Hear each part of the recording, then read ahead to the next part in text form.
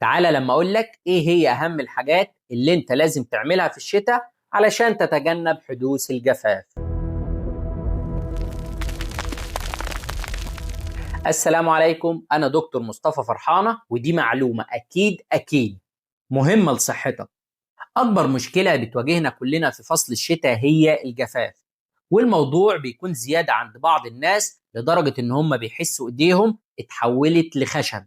فأنا دلوقتي هقول لك أهم النصايح اللي أنت لازم تعملها علشان تتجنب حدوث ده.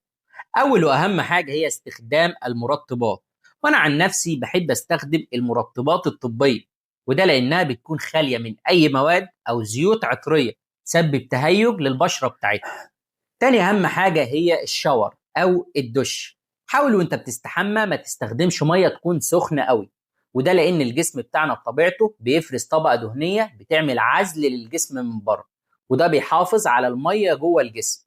حضرتك لما بتستخدم مية سخنة قوي بتدوب الطبقة دي، ومن هنا الجسم بيبدأ يفقد المية اللي جواه، ومن هنا بيبدأ يحصل له الجفاف.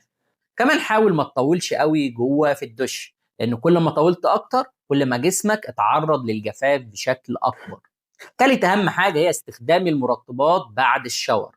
اكتر واهم وقت الجسم بيكون محتاج فيه للترطيب هو بعد الشاور مباشره.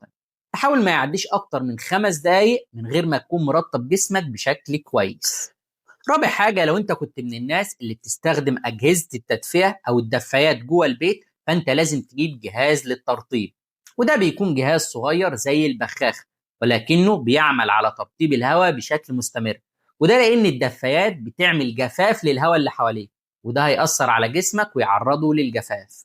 وحابب أفكرك تاني تستخدم المرطبات من وقت للتاني علشان تفضل محافظ على الجلد بتاعك مترطب بشكل كويس. خامس واهم حاجه هي شرب الميه بكميه كافيه، وده لان كلنا في الشتاء بننسى اصلا نشرب ميه.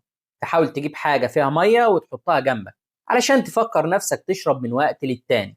ده هيزود كميه السوائل في جسمك وهيحافظ على جسمك مترطب من جوه وبره. ونسيت اقول لك يبقى استخدم المرطبات. وبس كده، يا رب دايما تكونوا بخير. لو عجبك الفيديو واستفدت منه ما تنساش تعمل لايك وفولو عشان تشوف الفيديوهات الجايه، وسيب أي سؤال يخطر على بالك في الكومنتات وأنا هجاوب عليكم كلكم. وشير في الخير علشان تاخد ثواب نشر العلم. دكتور بيست، دكتورك المفضل. سلام.